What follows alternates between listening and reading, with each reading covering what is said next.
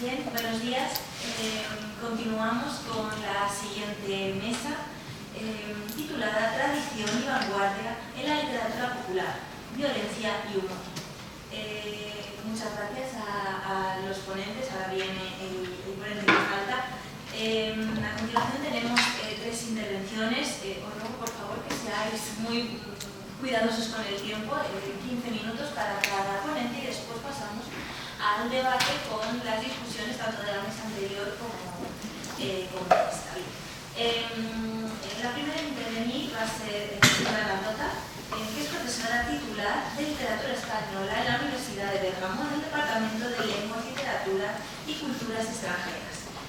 Sus campos iniciales de investigación fueron el ultraísmo y la literatura de vanguardia, pero después pasó a dedicarse más a la obra teatral y a la producción narrativa de la periodista Alma Angélico, autora muy activa en España durante los años 1920 a 1938. De ella ha hecho la edición de 2 dramas y de 2 colecciones de cuentos.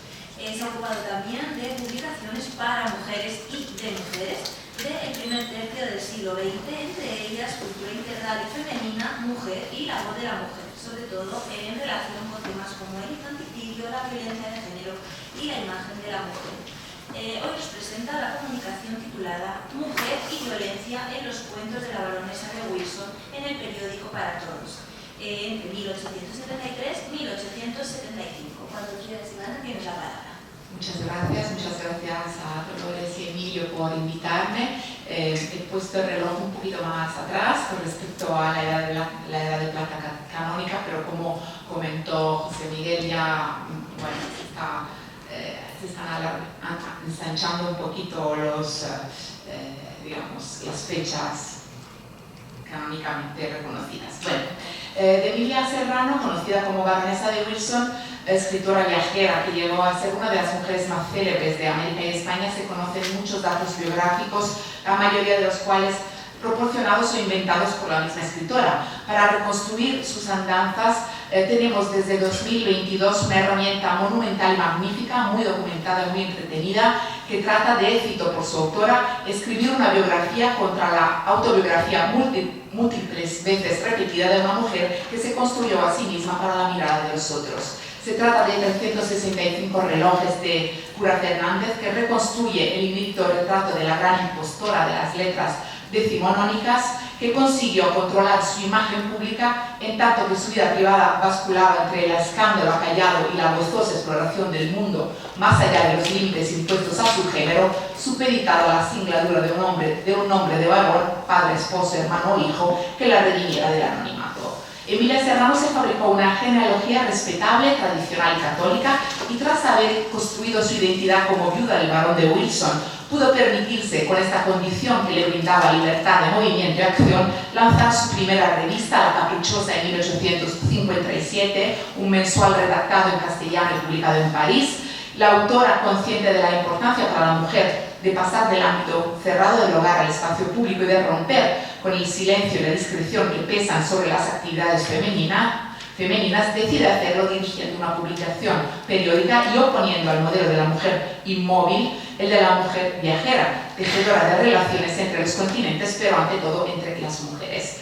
La baronesa de Wilson representa un caso excepcional, no solo por su vida aventurera e independiente, sino también por la amplitud impresionante de su obra. Cultivó casi todos los géneros, de la poesía, al ensayo educativo, al poema histórico, a la novela, a los libros de viajes, y tuvo una colaboración muy fecunda e intensa con la prensa, y aquí vemos solamente algunos de los muchísimos periódicos y revistas en los que se publicaron sus textos.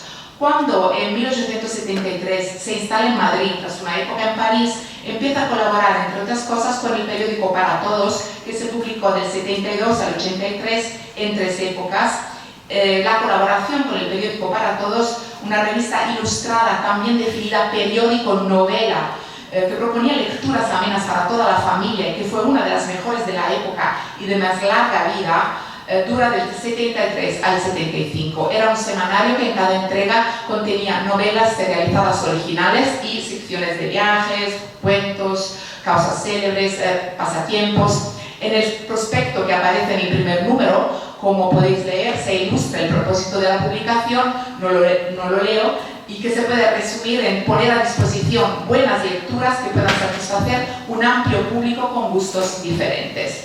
Teniendo en cuenta el público al que se dirigía, la clase media, el editor asegura que el periódico para todos sería escrupulosamente respetuoso de la moral cristiana para no ofender, cito, la inocencia de la juventud, pues de su lectura no quedará en el alma germen alguno peligroso. La revista era la más barata en el panorama editorial de la época, costaba £1, y la decisión de mantener muy bajo el precio de venta y de suscripción obedece no solo a la intención de democratizar la lectura, sino también al objetivo de alcanzar una gran difusión, objetivo que la revista cumple ya que muy rápidamente llega a 2.000 suscripciones solamente en la capital. La baronesa de Wilson colabora con la revista con reseñas teatrales, 2 novelas y 32 cuentos. He clasificado los cuentos en 6 categorías según su característica principal y la mayoría caen dentro de lo que he llamado exempla, es decir, cuentos moralizadores dedicados a proporcionar un modelo de conducta especialmente, pero no solo dirigido a las jóvenes casadas o casaderas, con el fin de ofrecer buenos consejos y valores respetuosos de las virtudes cristianas. La autora concluye la mayoría de esos cuentos con una moraleja final, deseando serle útil a sus lectoras. Ojalá que estos que pueden llamarse apuntes sean uno de los granos más pequeños de la semilla que deba fructificar más tarde. Y reproducimos aquí solo algunos de los muchos consejos o moralejas presentes en los cuentos, dirigidos todos solo y exclusivamente a las mujeres, y aquí las podéis leer. Esta parte de su obra literaria resulta muy coherente con el resto de su publicación. En 1860 Wilson había publicado en París El almacén de las señoritas, un ensayo educativo, obra dedicada a las jóvenes españolas y americanas, que incluía ejemplos morales y consejos y que había tenido un gran éxito y numerosas ediciones. El libro, según Fernández, representa el triunfo de ya que gracias a Emilia Serrano se dedicaba a una tarea prescriptora que resultaba, como dijimos, poco coherente con su vivencia personal. En el prólogo, la autora declara que las señoritas españolas y americanas, al recorrer estas páginas, verán en ellas las sanas intenciones de serles útil y mostrarles la carrera de la vida tal y como debe ser, pura, virtuosa y justa. Los ejemplos que en ellas hallarán les servirán de guía. La negrita es mía. Justo lo que unos años después decidió hacer con los cuentos de El periódico para todos.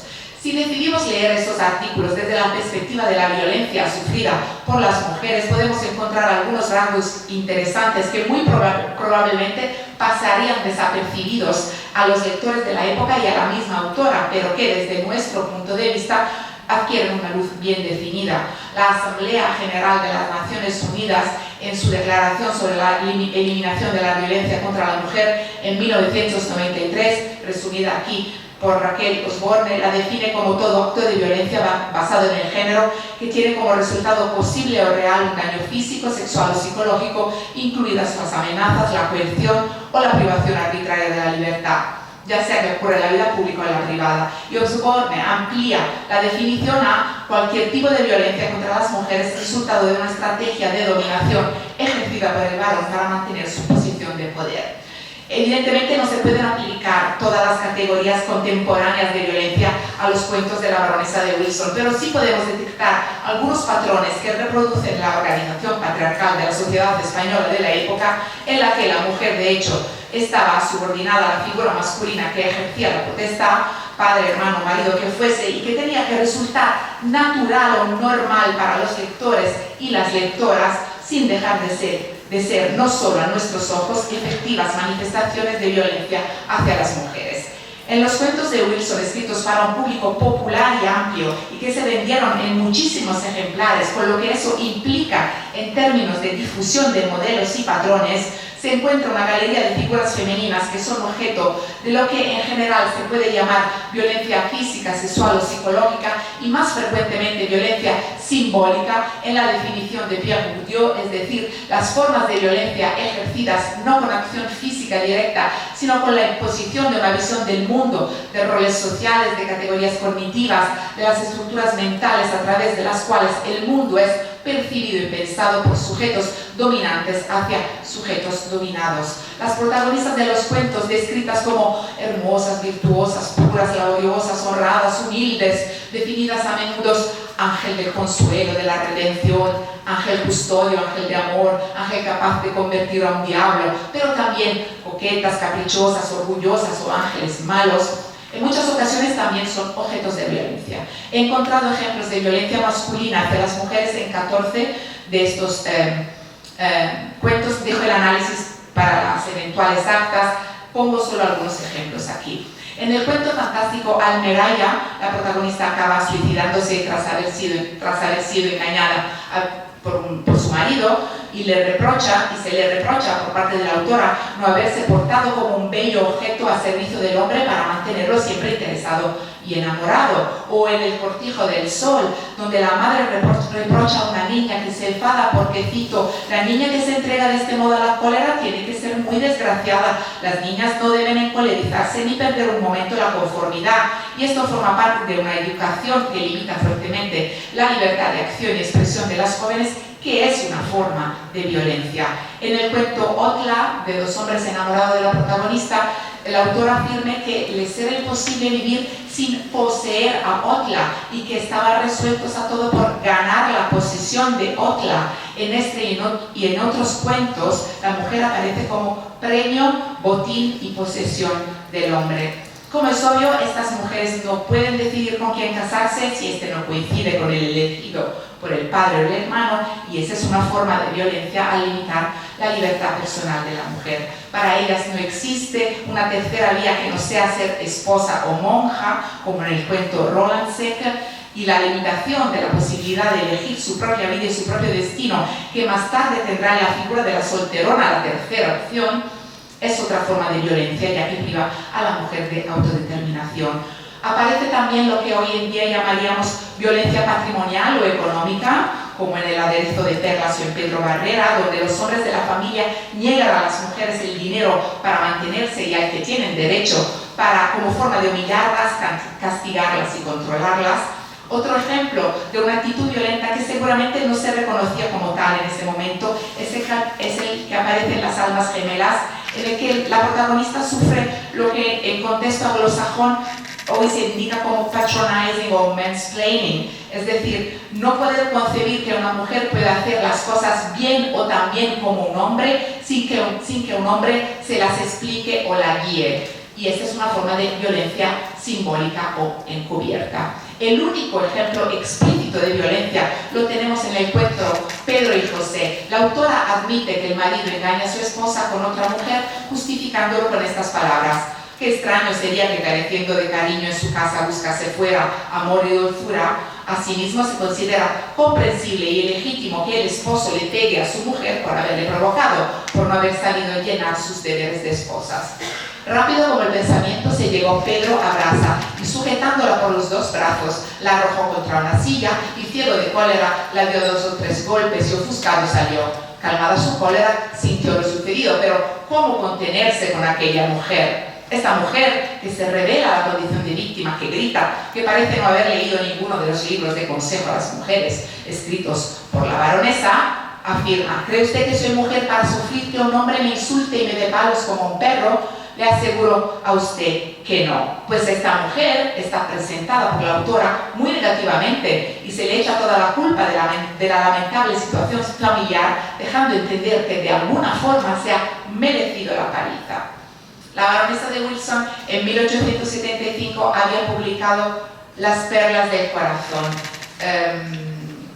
obra que tenía como subtítulo Libro para las madres, deberes y aspiraciones de la mujer desde su infancia y en la vida íntima y mundial. En el capítulo dedicado al matrimonio se lee: el matrimonio, tal y como lo he comprendido siempre, es la unión de 2 seres que no forman sino uno, indulgentes ambos, particularmente la mujer. De ella depende todo en gran parte su talento. El verdadero y útil consiste en que su esposo encuentre en ella aseo, cariño, bondad y condescendencia.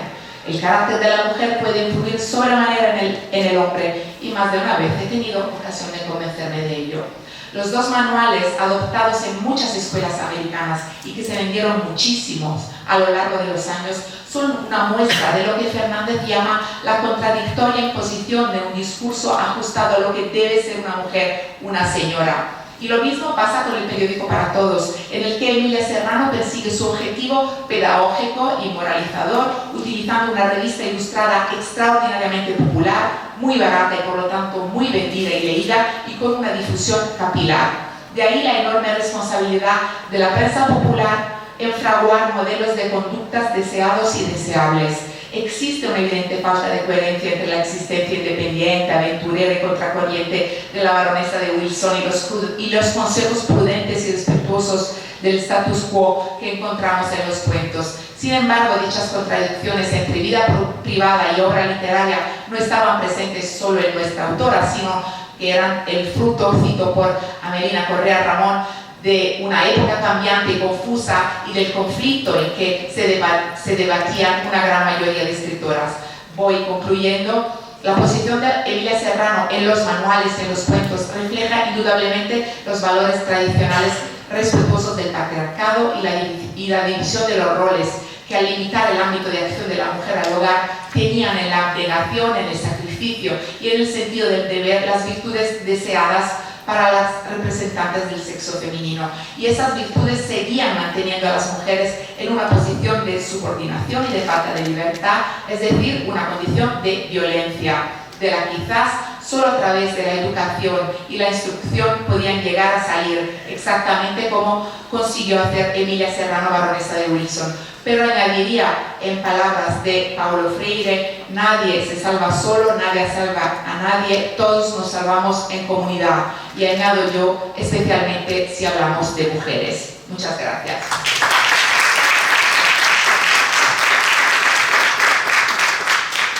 Muchísimas gracias, Ivana. Bueno, la tenías perfectamente cronometrada la ponencia. Bien.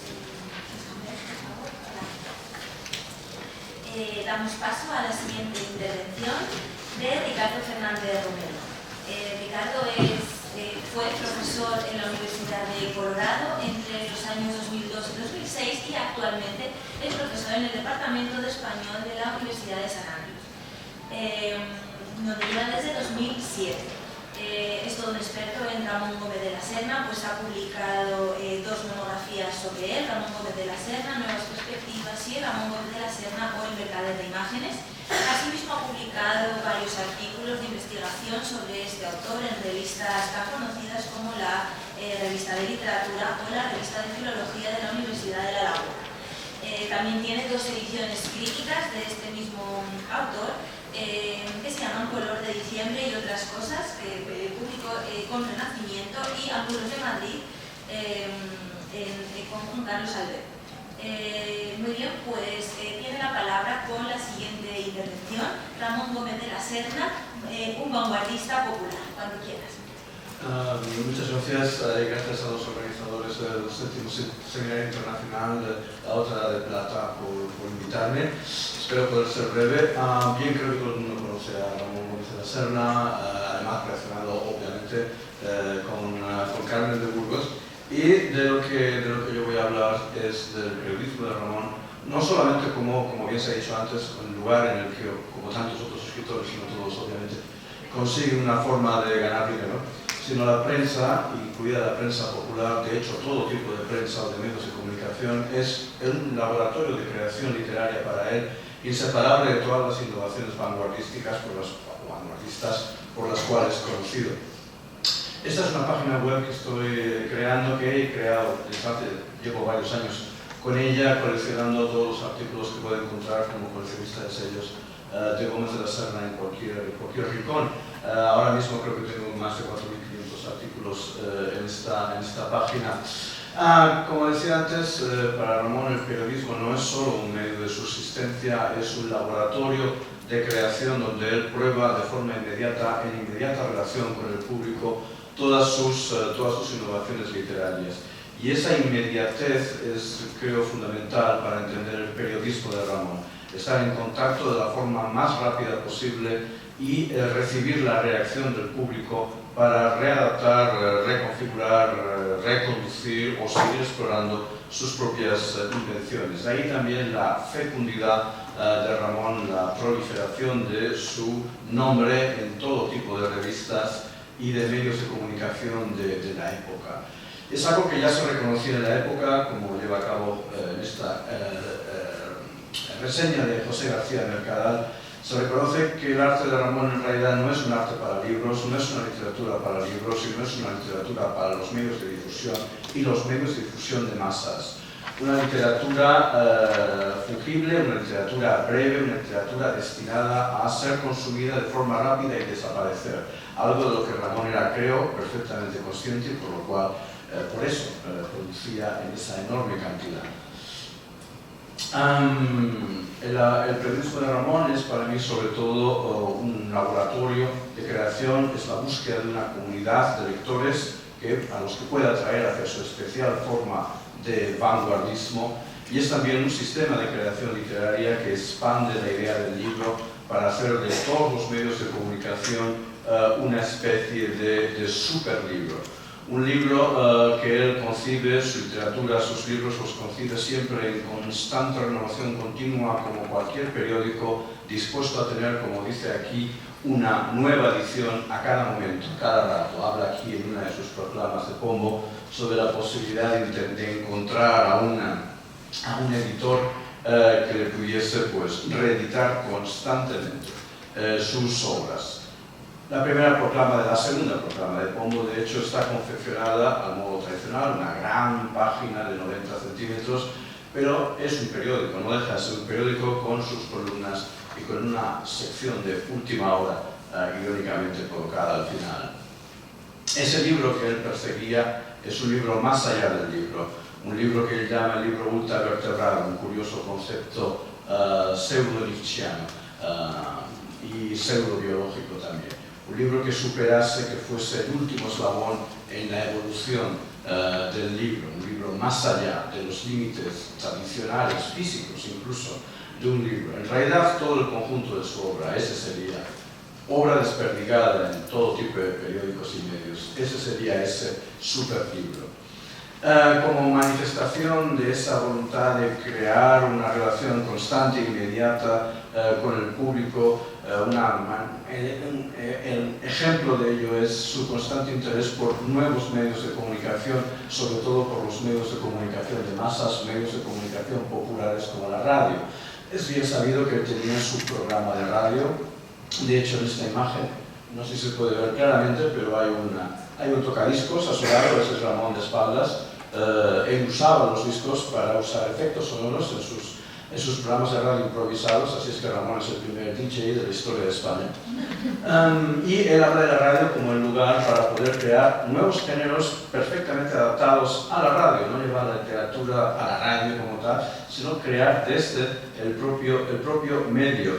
Siempre buscando esa velocidad, ese contacto inmediato, esa inmediatez, como dice en este artículo, sin retardos ni intermediaciones. Incluso considera, la influencia del cine, obviamente, fundamental en todos los artistas de la Edad de Plata, pero incluso habla de lo que en la época se llamaba cartoon talkies, es decir, los cortos de dibujos animados. Para él son un ejemplo también de una literatura o una posible expresión cultural inmediata, vivaz, que debería animar a su vez la escritura. Está, por lo tanto, interesándose por géneros, por medios de comunicación en los cuales, adaptando su obra, su material a esos géneros, a esos nuevos medios de comunicación. E incluso la televisión, ya en ese momento, en esos años, ya se estaba experimentando con formas de televisión y concibe incluso, ¿por qué no decirlo?, una especie de intuición sobre lo que puede ser Internet. Habla de postes de luz distribuidos por las carreteras de España, se refiere a postes que reflejan la luz cuando uno conduce de noche en coche.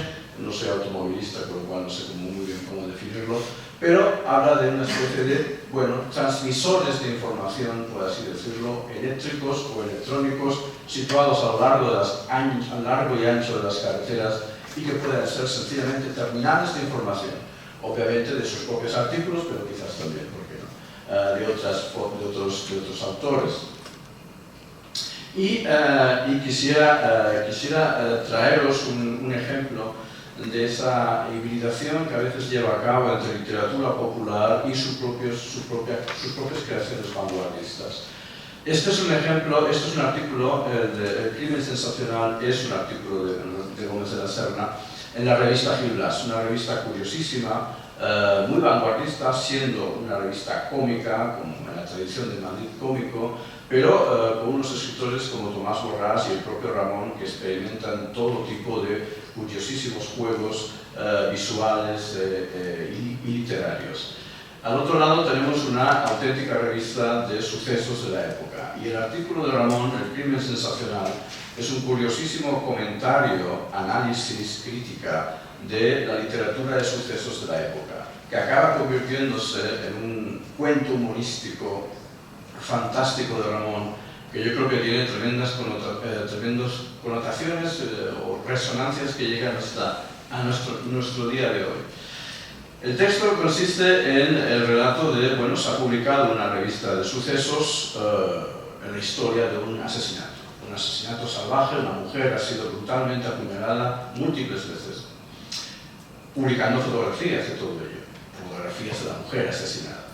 Ramón inmediatamente empieza a comentar la reacción de los lectores, indicando cómo los lectores empiezan a imaginar, reimaginar los hechos, releen los hechos que publica esa revista, proyectando en esos hechos un sadismo misógino espectacular, deseando ser los partícipes, los asesinos reales, proyectando sus deseos de aniquilación de la mujer en ese texto.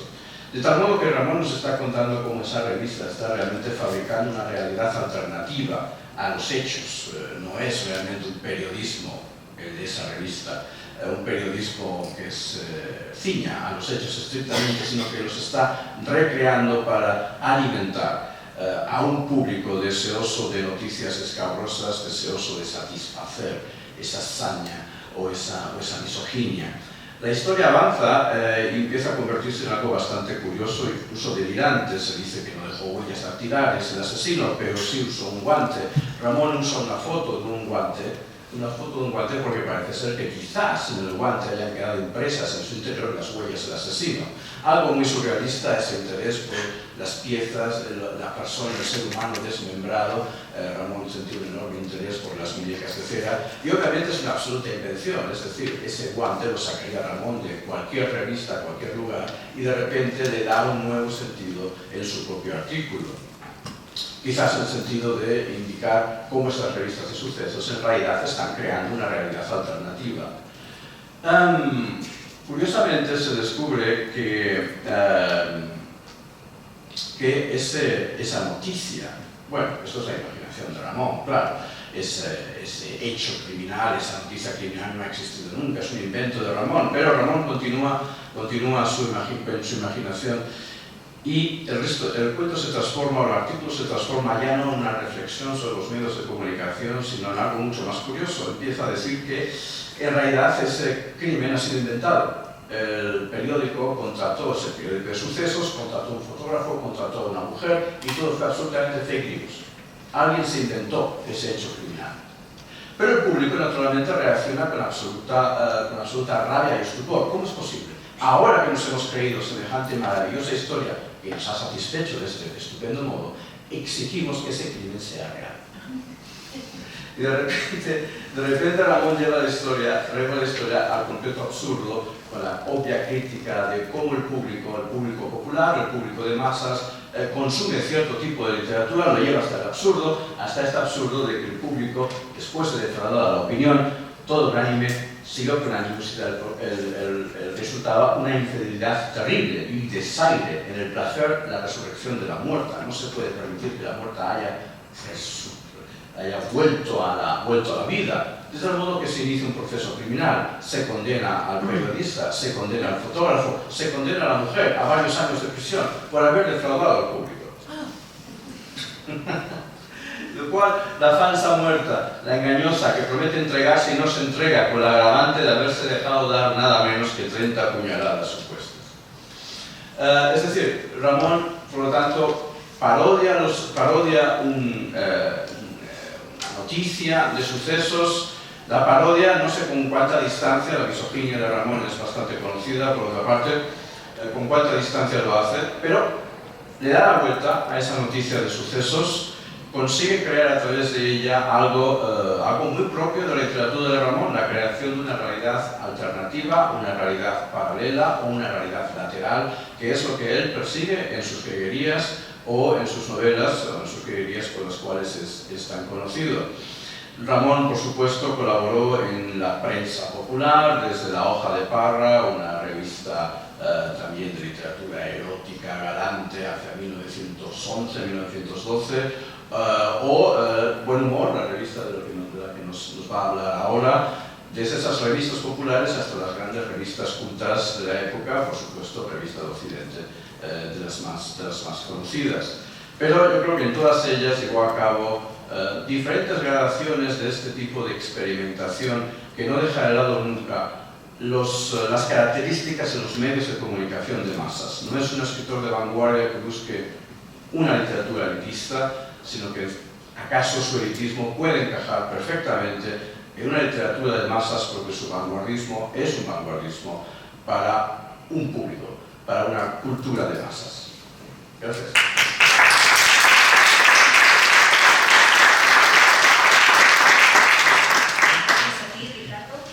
También te felicito por lo que te has ajustado a los tiempos. Tengo algunas copias del artículo por si alguien quiere leerlo. Bien, pues la última intervención. ¿Tienes presentación? No, pues si quieres la puedes hacer desde ahí. Sí.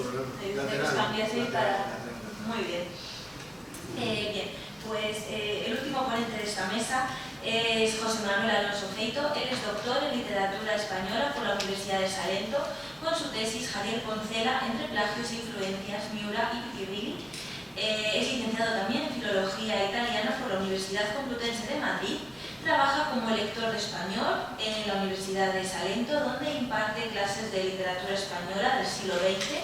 Ha publicado distintos artículos sobre literatura humorística, humorismo actual en España, propaganda y humor en la Guerra Civil Española, y sobre el fenómeno anticlerical en la España de los siglos XIX y XX, además del libro Javier Poncela y Piccirilli, dos mundos narrativos, que publicó en 2018. Ha traducido del italiano al español el libro Problemas de Criminología Informática y distintos ensayos y artículos de muy variados temas. Asimismo, se ha ocupado de la traducción y edición en italiano de una de las novelas de Javier Poncela, La Tournée de Dios. Hoy nos presenta la ponencia Parodia de géneros periodísticos y teatrales, Javier Poncela, colaborador de Buen Humor y Gutiérrez. Cuando quieras. Sí, cuando se ponga rojo, ahí está. ¿Ya? ¿Se oye? Sí. Bueno, gracias por darme esta oportunidad. Yo espero que lo que les voy a contar pueda resultar útil. Hay cosas que se relacionan con lo que ha dicho el compañero, porque Javier Poncela, bueno, pues se consideraba un discípulo de Gómez de la Serra, igual que tantos otros, ¿no?, de los autores de la llamada otra generación del 27, pero bueno, ahora hablaremos de ello. En Javier Poncela, como en tantos otros autores, conviven dos dimensiones, yo diría en cierto modo, bueno, en cierto sentido contradictorias, y conviven además de forma evidente en él, ¿no? Por un lado, es un autor que concibe la literatura como medio de subsistencia, como trabajo, a través del cual conseguir dinero y comodidades.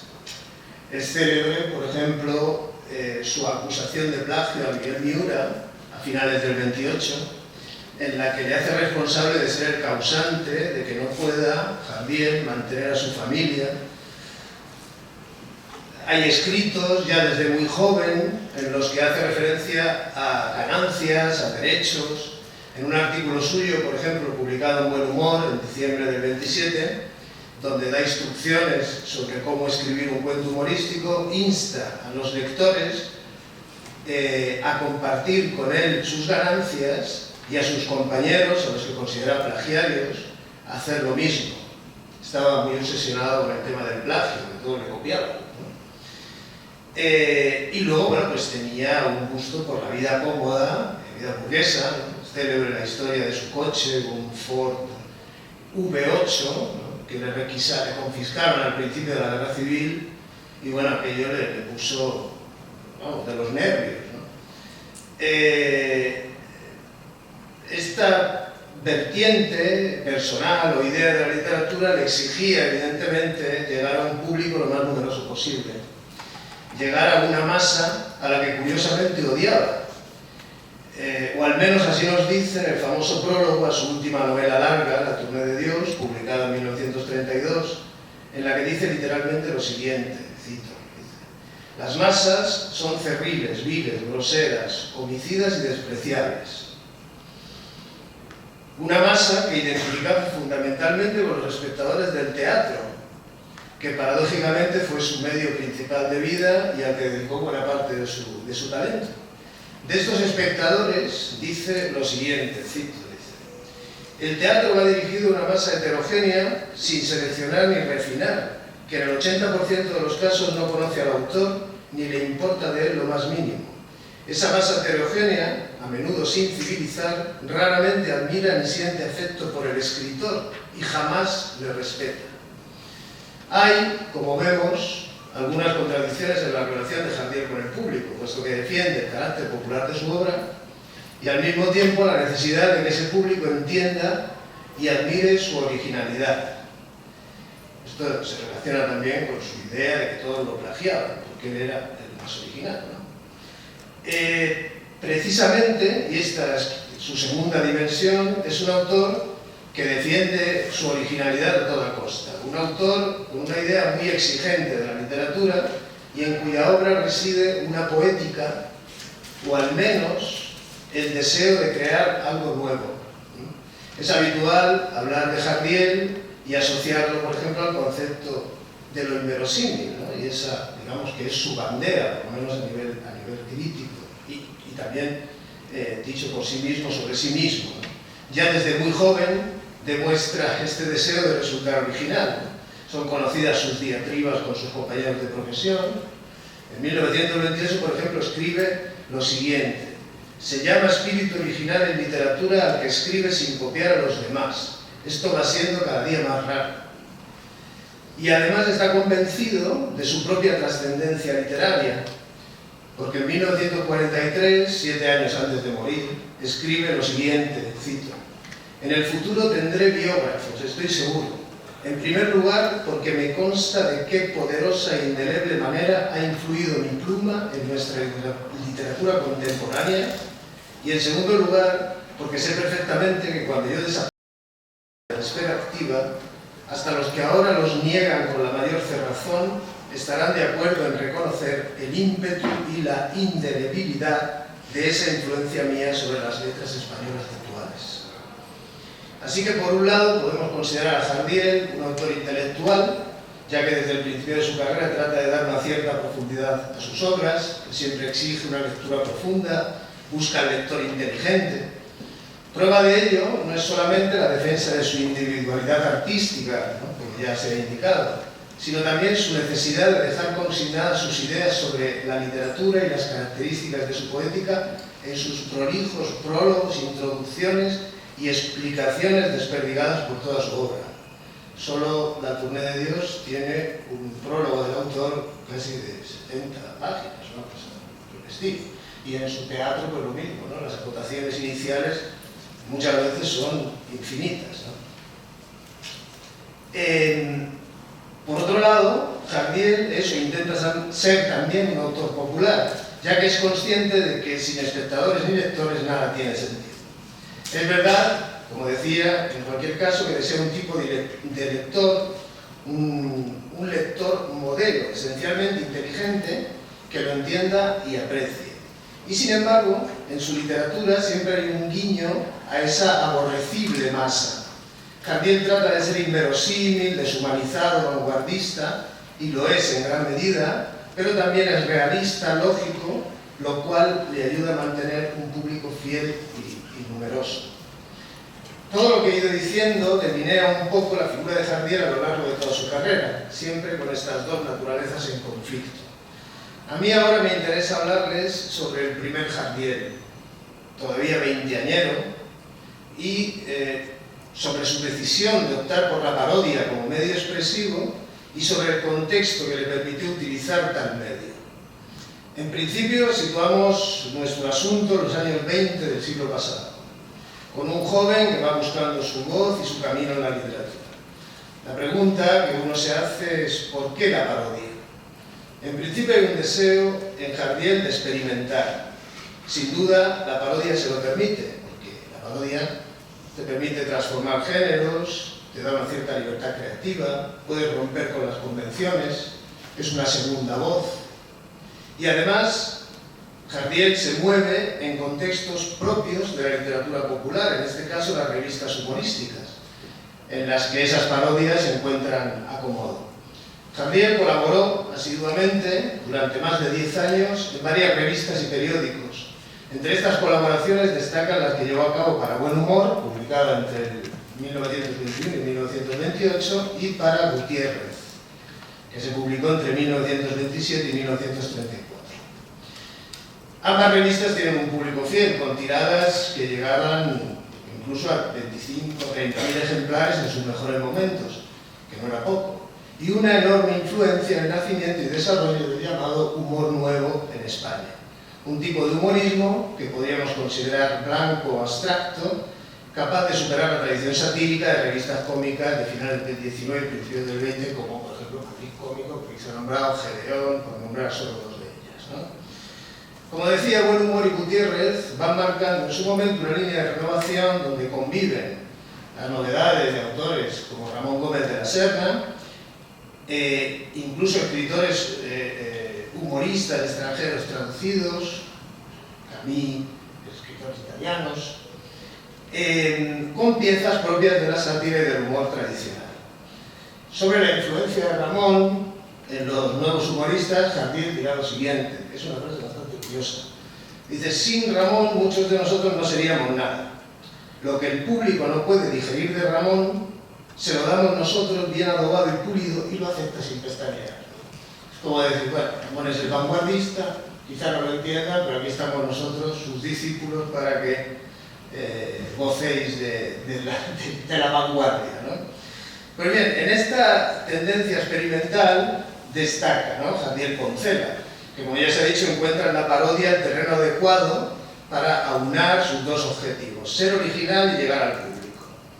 Esto último está garantizado desde el momento en que el lector entenderá perfectamente la transformación paródica, al poseer una clara referencia en lo que podríamos llamar el hipotexto, siguiendo a Genet, o incluso el hipogénero. Carreño lo explica con claridad cuando se refiere a la parodia en Miguel Miura, y dice lo siguiente. El parodista viene a ser el lector de un texto previo y autor del siguiente, y este se convierte en modelo representativo dialógico entre texto y lector. Vamos a ver ahora algunos ejemplos de lo comentado hasta este momento, recordando siempre que se trata de textos preparatorios, quizá inconscientemente, ¿no? Pero bueno, de hecho muchos de estos textos que aparecen en las revistas, de Jardiel me refiero naturalmente, constituirán después escenas de su obra narrativa larga, incluso del teatro, ¿no? Y recordando también que algunos de ellos renegó el autor cuando en 1927 decidió orientar su carrera hacia la literatura puramente humorística. Sí. ¿Voy mal de tiempo? No.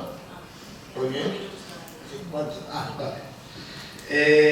Jardiel publicó, algún ejemplo, en 1923, en Buen Humor, tenía 22 años, 2 series de parodias de géneros teatrales, Los sainetes relámpagos y Las tragedias históricas.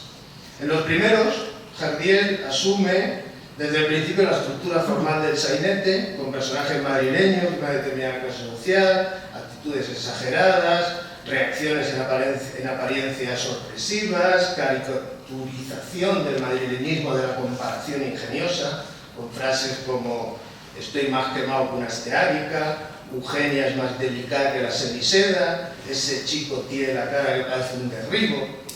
Incluso juega con la incomunicación a partir de la comprensión y uso erróneo de palabras extranjeras. Por ejemplo, un knockout inglés que desemboca en smokehouse. En estos sainetes, la parodia de Jardiel se podría encuadrar dentro de lo que entendemos por transformación estilística. El autor toma un género reconocible y lleva a cabo modificaciones formales, sobre todo mediante la hipérbole. Con las tragedias históricas, la parodia se configura, sin embargo, a través de la destrucción de un género, ¿no? El rancio teatro trágico de su época. En ellas, la parodia se produce por desplazamiento, a través de anacronismos fundamentalmente, y por transformación con personajes que usan un lenguaje que no les pertenece si partimos de su índole reconocida. En La peste en Atenas, por ejemplo, publicado el 19 de agosto de 1923, leemos este diálogo entre Pericles y Sófocles. Dice Sófocles: Pericles, ¿y qué opinas del soviet? Anteayer me escribieron una carta diciendo que lo implantan en Esparta. Todo esto es escrito en verso, naturalmente, ¿eh? Y Pericles le responde: prefiero la doctrina de Gasset, que tiene como costa razonarla.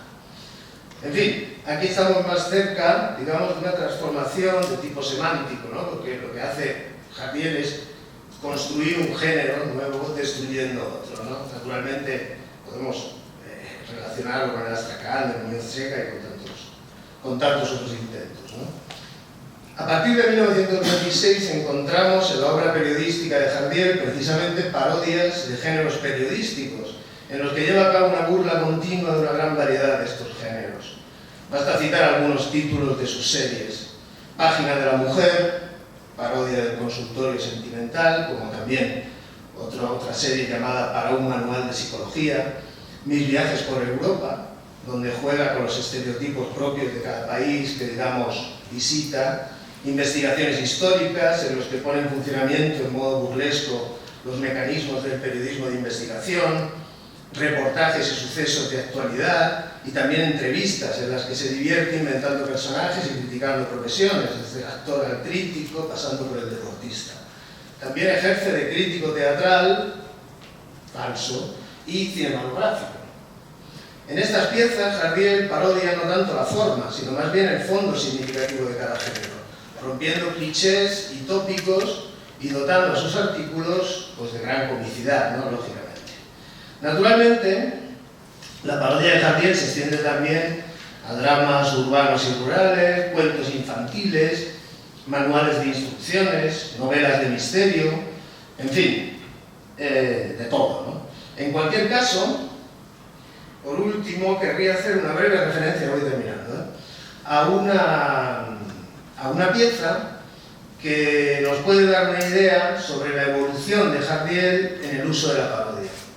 Se trata de un cuento fechado en 1929 y publicado en Gutiérrez. Aparece el 5 de enero de ese año bajo el título La bailarina rusa del Hotel Majestic. En él explica a sus lectores cómo crear una historia del género sentimental. Y lo que hace es desmontar clichés, estereotipos, juega con el absurdo, deshumaniza al ficcionalizar el relato reduciéndolo al simple juego creativo, involucra al lector, establece una distancia insalvable casi entre narrador y objeto narrado. Esto es, evoluciona hacia una parodia mucho más elaborada y compleja que después nosotros podremos observar en sus novelas largas, sobre todo en la trilogía de la parodia de la novela sentimental, con los títulos que todos ustedes conocen naturalmente: Amor se escribe sin H, Espérame en Siberia, vida mía, y Pero hubo alguna vez 11.000 vírgenes, ¿no? Que con La Tournée de Dios son las 4 novelas largas de Jardiel, y que bueno, ahí ya pues, pone en práctica todo lo que he ido aprendiendo en estos años, ¿no? Bien, ya voy concluyendo. Para concluir, podríamos decir que Jardiel es, por un lado, un parodista de géneros en decadencia que en un contexto social y literario abierto a la modernidad y a la experimentación se convierten en caricaturas de sí mismos, como el sainete, la tragedia histórica, el juguete cómico, la novela sentimental. y por otro un parodista de géneros o modalidades literarias y no literarias propias de la cultura popular, que están naciendo en su contexto temporal y que él, atento observador de lo que le rodea, ve en ellas una carga de novedad y a la vez manifestaciones de espectáculos masificados.